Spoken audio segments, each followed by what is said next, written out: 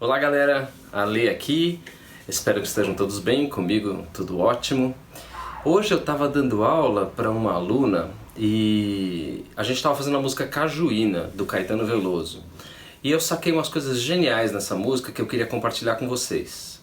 Bora lá? Existirmos, a que será que se destina?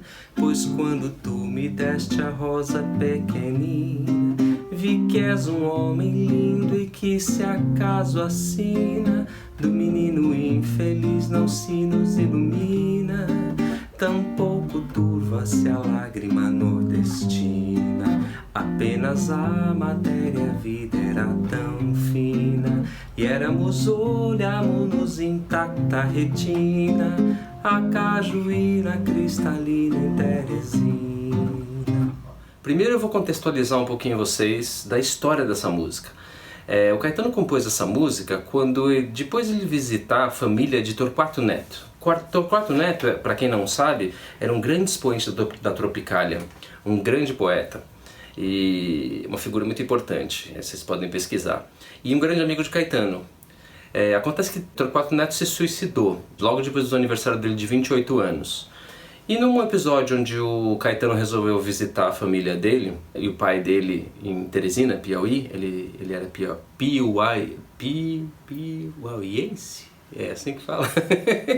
Enfim, em contato com a família, ele acabou se expondo muito mais à história da família do Torquato e se emocionou bastante.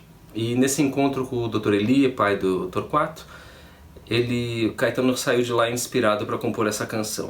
O que eu percebi de muito interessante nessa canção? Primeiro, um grande poeta francês chamado Mallarmé diz que uma poesia não se faz com ideias, se faz com palavras. Essa canção mostra muito essa realidade. Apesar do Caetano querer contar uma história de alguma forma, né, significar muitas coisas nessa canção, ele usa na verdade um jogo de palavras, ele constrói uma arquitetura, né, em cima de palavras que rimam com ina, de cajuína. Cajuína é uma bebida típica lá de Teresina, uma bebida que ele compartilhou com o pai de Torquato Neto nessa ocasião. Outra coisa que aconteceu, ele ganhou uma flor, por isso que a música fala, né, vamos começar falando um pouquinho da letra, né? Eu vou usar minha colinha aqui. Existirmos, a que será que se destina? Ele está questionando justamente essa relação dele com a perda do Torquato Neto, né? Pois quando tu me deste a rosa pequenina, vi que és um homem lindo e que, se acaso a sina do menino infeliz, não se nos ilumina. Ele está falando isso do pai do Torquato, ele que deu uma flor para ele do jardim nessa ocasião, tá? Muito bem. Tampouco turva-se a lágrima nordestina. Essa turva-se a lágrima nordestina tem um duplo significado, se refere à tristeza dessa perda, mas também se refere à própria cajuína em si, né? Que é conhecida também como a lágrima nordestina, é a bebida, é um apelido da bebida. Apenas a matéria-vida era tão fina, e olharmos-nos intacta retina, a cajuína cristalina em Teresina. Então olha que interessante, primeira coisa, ele pega palavras todas que terminassem em ina para rimar, fazer o final de cada verso. Acontece que, como qualquer genial compositor de letras, né, de poemas, de letras para música, ele usa palavras que têm essa terminação parecida, mas com classes gramaticais completamente diferentes. Ele mistura verbos com substantivo, com adjetivo. É diferente de você pegar um verbo no infinitivo, né, terminado em ar, e ficar rimando todos os versos com ar, né? Eu vou cantar porque eu vou amar e não sei o que tal. Isso é pobre, né, em termos de rima. É muito óbvio, é muito fácil você rimar verbos terminados em ar ou em er, né, etc. Então a poesia se torna muito mais rica quando você consegue misturar essas classes gramaticais diferentes, tá? Nas rimas principalmente. Vamos falar um pouquinho de elementos musicais, né? Elementos musicais que ajudam na melodia dessa música a descrever melhor o que a letra está querendo dizer. Por exemplo, quando ele fala do menino infeliz não se nos ilumina. Essa música é uma música na tonalidade de dó menor, tá? Para quem não entende muito dessa parte de teoria ainda de harmonia e tudo mais, eu vou deixar uns links abaixo para uns vídeos que eu tenho explicando a escala menor, explicando o campo harmônico, os acordes que se relacionam na escala menor e tudo mais. Então, podem dar uma olhadinha lá abaixo. Mas enfim, uma coisa que não precisa saber muito de harmonia para entender é que a gente percebe, normalmente as pessoas costumam descrever a sensação ao ouvir um acorde menor de alguma coisa mais escura, mais densa, mais fechada, né? Ao passo que o acorde maior, ele é mais alegre, mais vivo, mais vibrante, né? Enfim, isso é meio subjetivo, mas normalmente é como as pessoas descrevem essa relação com a sensação de ouvir um acorde maior e um acorde menor. Então é uma música que está em uma tonalidade menor porque ela fala dessa tristeza da perda.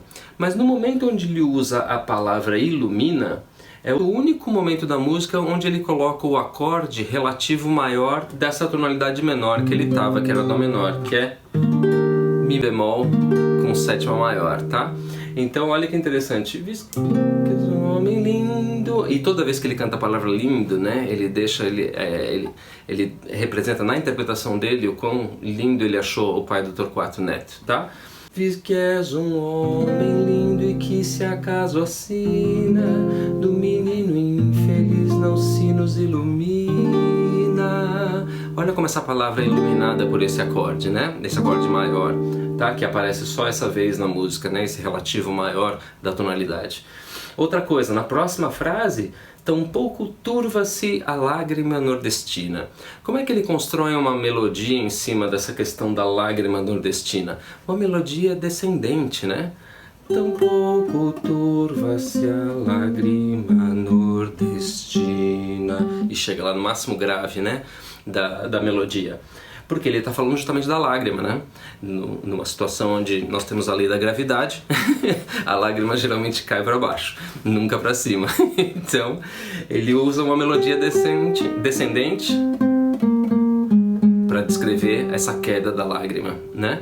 Então, é muito interessante isso quando duas artes diferentes, a música de um lado e a poesia de outro, quando elas se juntam numa canção e a canção consegue fazer com que através da melodia ou de outros elementos musicais, a letra diga mais do que se ela estivesse sozinha, isso é uma sinergia, né? Uma sinergia que acontece numa canção.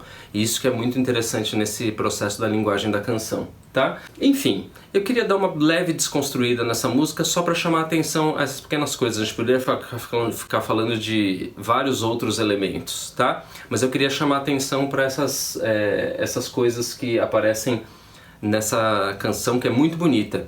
E o interessante também, ele deixa a palavra cajuína para ser usada do título da música só no último verso da música, mas ele não é o verso que contribui para a rima, não é a última palavra do verso, né? A cajuína cristalina em Teresina. No final das contas ele acaba usando três palavras, né, as três principais palavras do último verso, com essa terminação em ina também, como ele usou todas as últimas palavras dos primeiros versos. Então é praticamente uma arquitetura, né, a construção dessa melodia e dessa canção como um todo. Beleza? Valeu, galera, até a próxima!